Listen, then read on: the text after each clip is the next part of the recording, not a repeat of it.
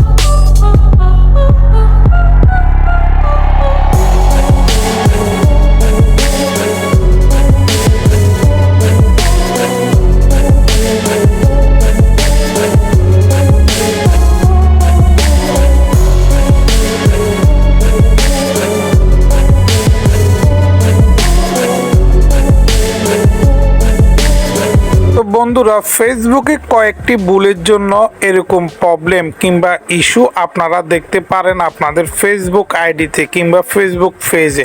তো এটা থেকে কিভাবে মুক্তি পাবেন, কিভাবে সলভ করবেন, বিস্তারিত জানতে অবশ্যই আমার চ্যানেলটি সাবস্ক্রাইব করে পাশে থাকবেন। পরবর্তী ভিডিওতে আপনাদেরকে দেখিয়ে দিব কিভাবে এটা সলভ করবেন। তো গাইস, থ্যাংক ইউ।